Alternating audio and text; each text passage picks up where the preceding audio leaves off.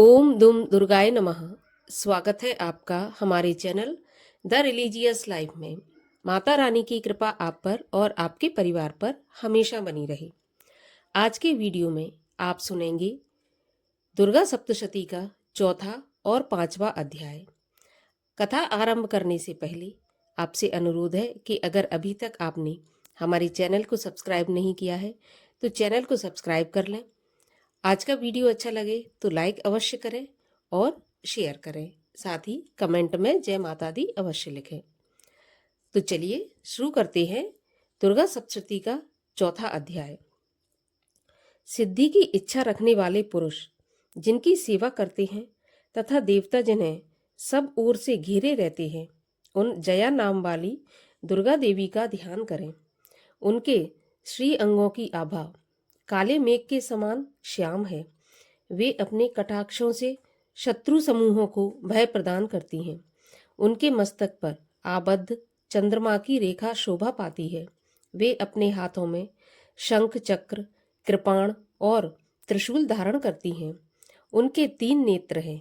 वे सिंह के कंधे पर चढ़ी हुई हैं और अपने तेज से तीनों लोकों को परिपूर्ण कर रही हैं।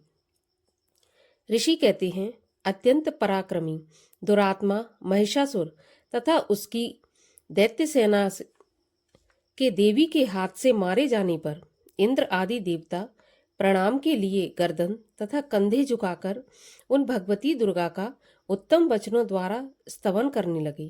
उस समय उनके सुंदर अंगों में अत्यंत हर्ष के कारण रोमांच हो आया था। देवता बोले, संपूर्ण देवताओं की शक्ति का समुदाय ही जिनका स्वरूप है तथा जिन देवी ने अपनी शक्ति से संपूर्ण जगत को व्याप्त कर रखा है, समस्त देवताओं और महर्षियों की पूजनीय उन जगदम्बा को हम भक्ति पूर्वक नमस्कार करते हैं। वे हम लोगों का कल्याण करें। जिनके अनुपम प्रभाव और बल का वर्णन करने में भगवान शेषनाग, ब्रह्मा जी तथा महादेव जी भी समर्थ नहीं है, वे भगवती चंडिका संपूर्ण जगत का पालन एवं अशुभ भय का नाश करने का विचार करें। जो पुण्य आत्माओं के घरों में स्वयं ही लक्ष्मी रूप से, पापियों के यहाँ दरिद्रता रूप में, शुद्ध अंतःकरण वाले पुरुषों के हृदय में बुद्धि रूप से, सत्पुरुषों में श्रद्धा रूप से तथा कुलीन मनुष्य में लज्जा रूप में निवास करती हैं, उन आप भगवती दुर्गा को हम नमस्कार करते हैं।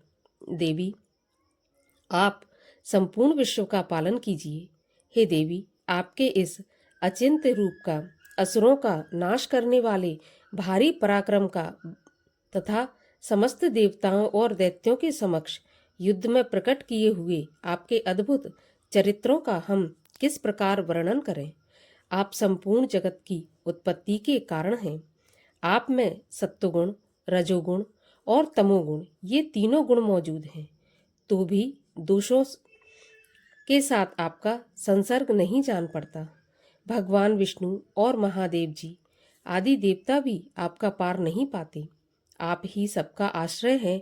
यह समस्त जगत आपका अंशभूत है, क्योंकि आप सबकी आदिभूत अव्यकृता परा प्रकृति है। हे देवी, संपूर्ण यज्ञों में जिसके उच्चारण से सब देवता तृप्ति का कारण है, अतएव सब लोग आपको स्वधा भी कहते हैं। आप ऐसा अचिंत्य महाव्रत स्वरूप हो और संपूर्ण दोषों से रहित, इंद्रियों को वश में करने वाले तत्व को ही सार जानने वाले मोक्षार्थी मुनिजन जिसका अभ्यास करते हैं, वह देवी भगवती पराविद्या आप हो। आप शब्द स्वरूपा हो, परम पवित्र ऋग्वेद, यजुर्वेद एवं मनोहर उद्गीत के पदों के पाठ से युक्त सामवेद का आप निधान हो। वेदत्रयी देवी हो, 6 गुणों से संपन्न आप भगवती हो। सभी शास्त्रों का ज्ञान कराने वाली हे देवी, आप मेधा हो। दुर्गम संसार रूप सागर से पार उतारने वाली नौका रूपी दुर्गा हो। आप असंग हो, कैटभ दैत्य के शत्रु विष्णु के वक्ष स्थल पर निवास करने वाली आप लक्ष्मी स्वरूपा हो। एवं चंद्रमा को मस्तक पर धारण करने वाले भगवान शंकर से सम्मानित आप गौरी हो। यद्यपि आपका मुख सुंदर तथा पर पूर्ण चंद्रमा के बिंब का अनुकरण करने वाला एवं निर्मल मंद मुस्कान से शोभित है। इस प्रकार के निर्मल मंद मुस्कान से शोभित चंद्रमुख को देखकर क्रोध से परिपूर्ण महिषासुर ने झट ही आप पर प्रहार किया। यह एक अद्भुत बात है। उससे भी अतीब अद्भुत एवं विचित्र बात तो यह है कि जब वह मुख क्रोध से युक्त था, उदय होते हुए चंद्रमा की भांति लाल लाल था। तनी हुई भौहें अति विकराल थी। ऐसा देखकर महिषासुर ने अपने प्राण तुरंत वहीं पर नहीं छोड़ दिए। भला कौन ऐसा प्राणी है जो क्रोधी यमराज को देखकर भी जीवित रह सके। हे देवी जी, आप प्रसन्न हो। सर्वदा उन्नति दाता देवी, आप जिन पर प्रसन्न हैं वे ही सभी देशों में आदर पाते हैं, उन्हें ही धन तथा यश मिलता है। हे देवी, आपकी कृपा द्वारा ही पुण्य आत्मा पुरुष सभी धर्म संबंधी कार्य प्रतिदिन किया करता है। आपकी कृपा से उसे स्वर्ण लाभ होता है। इसी प्रकार आप तीनों लोकों में फल देने वाली हो। आपसे बढ़कर और कौन है।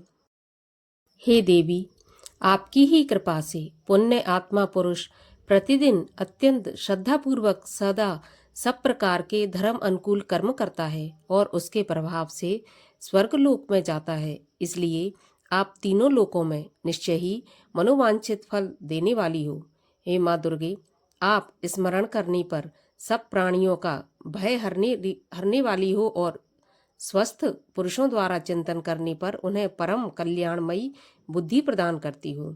दुख, दरिद्रता और भय हरने वाली देवी, आपके सिवा दूसरी कौन है जिसका चित्त सबका उपकार करने के लिए सदा ही दयामय रहता हो। हे देवी, इन राक्षसों के मारने से संसार को जो सुख मिले तथा ये राक्षस चिरकाल तक नरक में रहने के लिए भले ही पाप करते रहे हों, इस समय संग्राम में मृत्यु को प्राप्त होकर स्वर्गलोक में जाएं। निश्चय ही यही सोचकर आप शत्रुओं का वध करती हैं। आप शत्रुओं पर शस्त्रों का प्रहार क्यों करती हैं, इसमें एक रहस्य है। ये शत्रु भी हमारे शस्त्रों से पवित्र होकर उत्तम लोकों में जाएं। इस प्रकार उनके प्रति भी आपका विचार अत्यंत उत्तम रहता है। खड्ग के तेज पुंज की भयंकर दीप्ति से तथा आपके त्रिशूल के अग्रभाग की घनी भूत प्रवाह से चौंधिया कर जो असुरों की आंखें फूट नहीं गईं, उसमें कारण यही था कि वे मनोहर रश्मियों से युक्त चंद्रमा के समान आनंद प्रदान करने वाले आपके इस सुंदर मुख का दर्शन करते थे। हे देवी, आपका शील दुराचारियों के बुरे बर्ताव को दूर करने वाला है। साथ ही यह रूप ऐसा है जो कभी चिंतन में भी नहीं आ सकता और जिसकी कभी दूसरों से तुलना भी नहीं हो सकती, तथा आपका बल और पराक्रम तो उन दैत्यों का भी नाश करने वाला है जो कभी देवताओं के पराक्रम को भी नष्ट कर चुके थे। इस प्रकार आपने शत्रुओं पर भी अपनी दया प्रकट की है। वरदायिनी देवी, आपके इस पराक्रम की किसके साथ तुलना हो सकती है तथा शत्रुओं को भय देने वाला एवं अत्यंत मनोहर ऐसा रूप भी आपके सिवा और कहाँ है। हृदय में कृपा और युद्ध में निष्ठुरता, ये दोनों बातें तीनों लोकों के भीतर केवल आप में ही देखी गई हैं। माता, आपने शत्रुओं का नाश करके इस समस्त त्रिलोकी की रक्षा की है। उन शत्रुओं को भी युद्ध भूमि में मारकर स्वर्गलोक में पहुंचाया है तथा उन्मत्त दैत्यों से प्राप्त होने वाले हम लोगों के भय को भी दूर कर दिया है। आपको हमारा नमस्कार है। देवी, आप शूल से हमारी रक्षा करें। अंबिके, आप खड्ग से भी हमारी रक्षा करें तथा घंटा की ध्वनि और धनुष की टंकार से भी हम लोगों की रक्षा करें। चंडिके, पूर्व, पश्चिम और दक्षिण दिशा में आप हमारी रक्षा करें तथा ईश्वरी, अपने त्रिशूल को घुमाकर आप उत्तर दिशा में हमारी रक्षा करें। तीनों लोकों में आपके जो परम सुंदर एवं अत्यंत भयंकर रूप विचरते हैं, उनके द्वारा भी आप हमारी तथा इस भूलोक की रक्षा करें। अंबिके, आपके कर पल्लवों में शोभा पाने वाले खड्ग, शूल और गदा आदि जो जो अस्त्र हों, उन सब के द्वारा आप सब ओर से हम लोगों की रक्षा करें। ऋषि कहते हैं इस प्रकार, जब देवताओं ने जगत माता दुर्गा की स्तुति की और नंदन वन के दिव्य पुष्पों एवं गंध चंदन आदि के द्वारा उनका पूजन किया, फिर सबने मिलकर जब भक्ति पूर्वक दिव्य धूपों की सुगंध निवेदन की, तब देवी ने प्रसन्न होकर वंदन होकर प्रणाम करते हुए सब देवताओं से कहा। देवी बोली, देवताओं, तुम सब लोग मुझसे जिस वस्तु की अभिलाषा रखते हो वो मांगो। देवता बोले, भगवती, हमारी सब इच्छा आपने पूर्ण कर दी, अब कुछ भी बाकी नहीं है, क्योंकि हमारा ये शत्रु महिषासुर मारा गया। हे महेश्वरी, इतने पर भी यदि आप हमें और वर देना चाहती हैं तो हम जब जब आपका स्मरण करें तब तब आप दर्शन देकर हम लोगों के महान संकट दूर कर दिया करें, तथा प्रसन्न मुखी अंबिके, जो मनुष्य इस स्तोत्रों द्वारा आपकी स्तुति करे उसे वित्त, समृद्धि और वैभव देने के साथ ही उसकी धन और स्त्री आदि संपत्ति को भी बढ़ाने के लिए आप सदा हम पर प्रसन्न रहें। ऋषि कहते हैं, राजन, देवताओं ने जब अपने तथा जगत के कल्याण के लिए भद्रकाली देवी को इस प्रकार प्रसन्न किया, तब वे तथास्तु कहकर वहीं अंतर्ध्यान हो गईं। भूपाल, इस प्रकार पूर्व काल में तीनों लोकों का हित चाहने वाली देवी जिस प्रकार देवताओं के शरीर से प्रकट हुई, वह सब कथा मैंने कह सुनाई। 5वां अध्याय।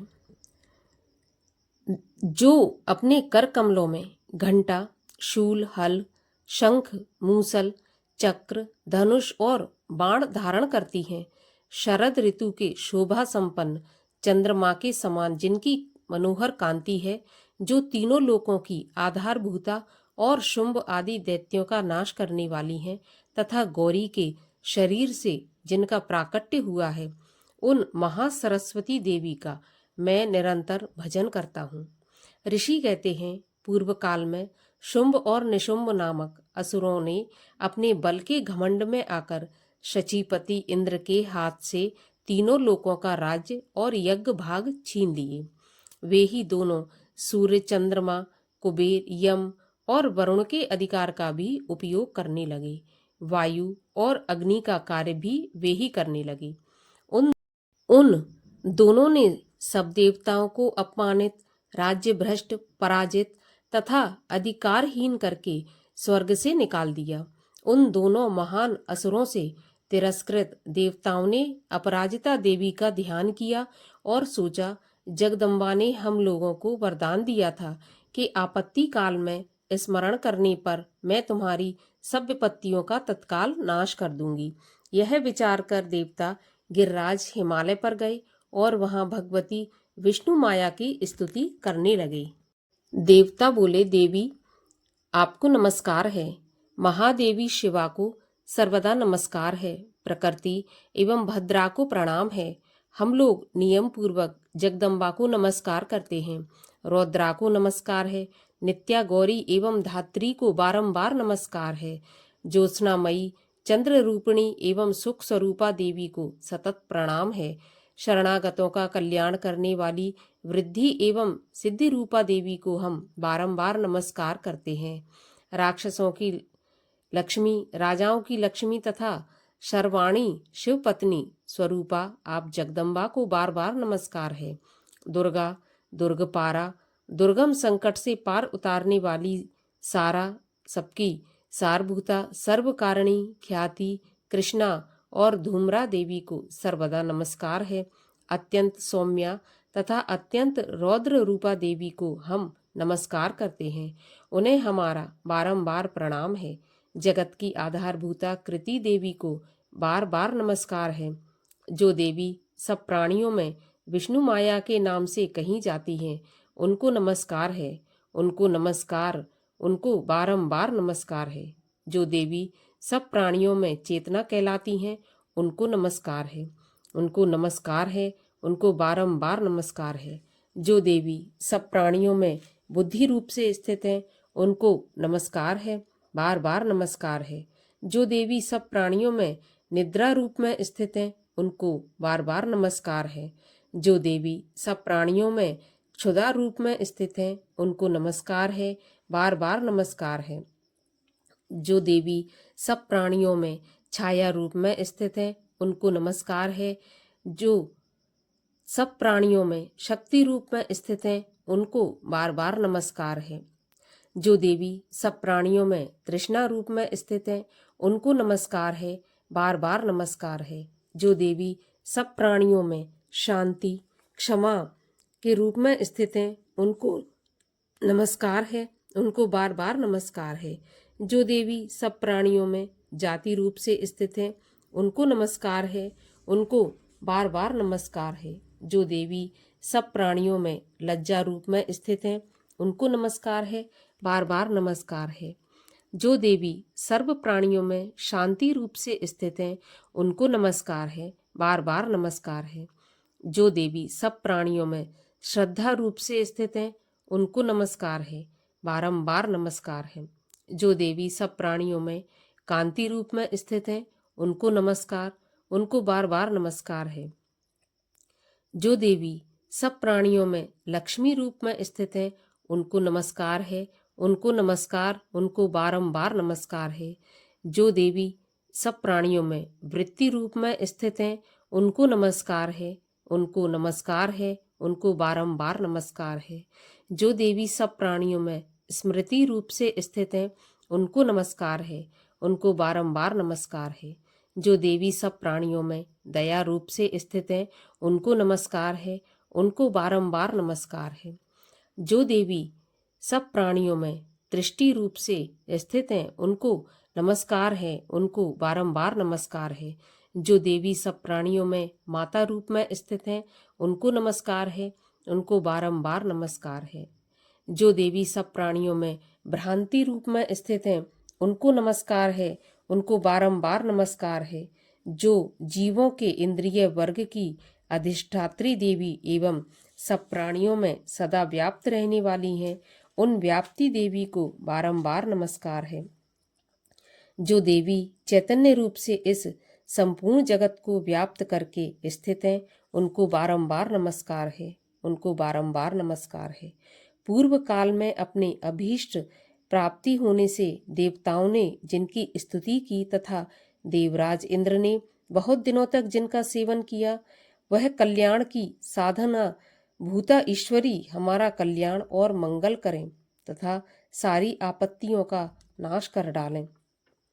उद्दंड दैत्यों के सताए हुए हम सभी देवता जिन परमेश्वरी को इस समय नमस्कार करते हैं तथा जो भक्ति से विनम्र पुरुषों द्वारा स्मरण की जाने पर तत्काल ही संपूर्ण विपत्तियों का नाश कर देती हैं, वे जगदम्बा हमारा संकट दूर करें। ऋषि कहते हैं, राजन, इस प्रकार सब देवता स्तुति कर रहे थे। उस समय पार्वती देवी गंगा जी के जल में स्नान करने के लिए वहां आई। उन सुंदर भौं वाली भगवती ने देवताओं से पूछा, आप लोग यहाँ किसकी स्तुति कर रहे हैं? तब उन्हीं के शरीर कोश से प्रकट हुई शिवा देवी बोली, शुंभ दैत्य से तिरस्कृत और युद्ध में निशुंभ से पराजित हो यहाँ एकत्रित हुए ये समस्त देवता यह मेरी ही स्तुति कर रहे हैं। पार्वती जी के शरीर कोश से अंबिका का प्रादुर्भाव हुआ था, इसलिए वे समस्त लोकों में कौशिकी कही जाती थी। कौशिकी के प्रकट होने के बाद पार्वती देवी का शरीर काले रंग का हो गया था, अतः वे हिमालय पर रहने वाली कालिका देवी के नाम से विख्यात हुईं। उसके बाद शुंभ निशुंभ के भृत्य चंडमुंड वहां आए और उन्होंने परम मनोहर रूप धारण करने वाली अंबिका देवी को देखा। फिर वे शुंभ के पास जाकर बोले, महाराज, एक अत्यंत सुंदर स्त्री है जो अपनी दिव्य कांति से हिमालय को प्रकाशित कर रही है। वैसा सुंदर रूप कहीं किसी ने भी नहीं देखा। असुरेश्वर, पता लगाइए यह देवी कौन है और उसे ले लीजिए। स्त्रियों में तो वह रत्न है, उसका प्रत्येक अंग बहुत ही सुंदर है तथा वह अपने श्री अंगों की प्रभा से संपूर्ण दिशाओं में प्रकाश फैला रही है। हे दैत्यराज, अभी वह हिमालय पर ही मौजूद है, आप उसे देख सकते हैं। तीनों लोकों में मणि, हाथी और घोड़े आदि जितने भी रत्न हैं, वे सब इस समय आपके घर में शोभा पाते हैं। हाथियों में रत्नभूत ऐरावत, वह पराजित का वृक्ष, और उच्च श्रवा घोड़ा यह आपने इंद्र से ले लिया है। हंसों से जुता हुआ यह विमान भी आपके आंगन में शोभा पाता है। यह रत्नभूत अद्भुत विमान जो पहले ब्रह्मा जी के पास था, वह आपके यहाँ लाया गया है। यह महापद्म नामक निधि आप कुबेर से छीन लाए। समुद्र ने भी आपको किंकलिनी नाम की माला भेंट की, जो केसरों से सुशोभित है और जिसके कमल कभी कुमलाते नहीं हैं। सुवर्ण की वर्षा करने वाला वरुण का छत्र भी आपके घर में शोभा पाता है, तथा यह श्रेष्ठ रथ जो पहले प्रजापति के अधिकार में था, अब आपके पास मौजूद है। दैत्येश्वर, मृत्यु की उत्क्रांतिदा नाम वाली शक्ति भी आपने छीन ली है, तथा वरुण का पाश और समुद्र में होने वाले सब प्रकार के रत्न आपके भाई निशुंभ के अधिकार में हैं। अग्नि भी स्वतः शुद्ध किए हुए 2 वस्त्र आपकी सेवा में अर्पित किए हैं। दैत्यराज, इस प्रकार सभी रत्न आपने इकट्ठे कर लिए, फिर जो यह स्त्रियों में रत्न रूप कल्याणमयी देवी है, इसे आप क्यों नहीं अपने अधिकार में कर लेते?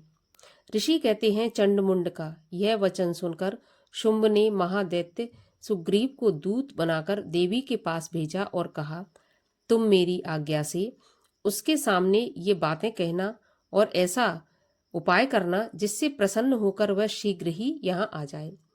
वह दूत पर्वत के अत्यंत रमणीय प्रदेश में जहाँ देवी मौजूद थी वहां गया और मधुर वाणी में कोमल वचन बोला। दूत बोला, देवी, दैत्यराज शुंभ इस समय तीनों लोकों के परमेश्वर हैं। मैं उन्हीं का भेजा हुआ दूत हूँ और यहाँ तुम्हारे ही पास आया हूँ। उनकी आज्ञा सदा सब देवता एक स्वर में मानते हैं, कोई उसका उल्लंघन नहीं करता। वे संपूर्ण देवताओं को परास्त कर चुके हैं। उन्होंने तुम्हारे लिए जो संदेश दिया है उसे सुनो। संपूर्ण त्रिलोकी मेरे अधिकार में है, देवता भी मेरी आज्ञा के अधीन चलते हैं। संपूर्ण यज्ञों के भागों को मैं ही अलग अलग भोगता हूँ। तीनों लोकों में जितने श्रेष्ठ रत्न हैं, वे सब मेरे अधिकार में हैं। देवराज इंद्र का वाहन ऐरावत, जो हाथियों में रत्न के समान है, मैंने छीन लिया है। क्षीर सागर का मंथन करने से जो अश्वरत्न उच्चैःश्रवा प्रकट हुआ था, उसे देवताओं ने मेरे पैरों पर पड़कर समर्पित किया है। सुंदरी, उनके सिवा और भी जितने रत्नभूत पदार्थ देवताओं, गंधर्वों और नागों के पास थे, वे सब मेरे ही पास आ गए हैं। देवी, हम लोग तुम्हें संसार की स्त्रियों में रत्न मानते हैं, अतः तुम हमारे पास आ जाओ, क्योंकि रत्नों का उपभोग करने वाले एकमात्र हम ही हैं। चंचल कटाक्षों वाली सुंदरी, तुम मेरी या मेरे भाई महापराक्रमी निशुंभ को अपनाओ और सेवा में आ जाओ, क्योंकि तुम रत्न स्वरूपा हो। मेरा वरण करने से तुम्हें तुलना रहित महान ऐश्वर्य की प्राप्ति होगी। अपनी बुद्धि से यह विचार कर तुम मेरी पत्नी बन जाओ। ऋषि कहते हैं, दूतों के यूं कहने पर कल्याणमयी भगवती दुर्गा देवी, जो इस जगत को धारण करती हैं, मन ही मन गंभीर भाव से मुस्कुराईं और इस प्रकार बोली। देवी ने कहा, दूत, तुमने सत्य कहा है, इसमें तनिक भी कोई संदेह नहीं है। शुंभ तीनों लोकों का स्वामी है और निशुंभ भी उसी के समान पराक्रमी है, किंतु इस विषय में मैंने जो प्रतिज्ञा कर ली है उसे मिथ्या कैसे करूं? मैंने अपनी अल्प बुद्धि के कारण पहले से जो प्रतिज्ञा कर रखी है उसे सुनो। जो मुझे संग्राम में जीत लेगा, जो मेरे अभिमान को चूर्ण कर देगा तथा संसार में जो मेरे समान बलवान होगा, वही मेरा स्वामी होगा। इसलिए शुंभ अथवा महादैत्य निशुंभ स्वयं ही यहाँ पधारें और मुझे जीतकर शीघ्र ही मेरा पाणी ग्रहण कर लें। इसमें विलंब की कोई आवश्यकता नहीं है। दूत बोला, देवी, तुम घमंड में भरी हो, मेरे सामने ऐसी बातें मत करो। तीनों लोकों में कौन ऐसा पुरुष है जो शुंभ निशुंभ के सामने खड़ा हो सके? देवी, अन्य दैत्यों के सामने भी सारे देवता युद्ध में नहीं ठहर सकते, फिर तुम अकेली स्त्री होकर कैसे ठहर सकती हो?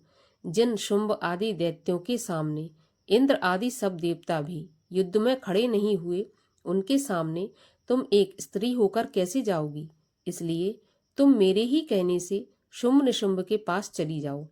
ऐसा करने से तुम्हारे गौरव की रक्षा होगी, अन्यथा वे केश पकड़कर घसीटेंगे, तब तुम्हें अपनी प्रतिष्ठा खोकर जाना पड़ेगा। देवी ने कहा, तुम्हारा कहना ठीक है। शुंभ बलवान है और निशुंभ भी बड़े पराक्रमी है, किंतु क्या करूं, मैंने पहले बिना सोचे समझे प्रतिज्ञा कर ली है, अतः अब तुम जाओ। मैंने तुमसे जो कुछ कहा है वह सब दैत्यराज से आदर पूर्वक कहना, फिर वे जो उचित जान पड़े करें। इस प्रकार श्री मार्कंडेय पुराण में सावर्णिक मनवंतर की कथा के अंतर्गत देवी महात्म्य में देवी दूत संवाद नामक 5वां अध्याय पूरा हुआ।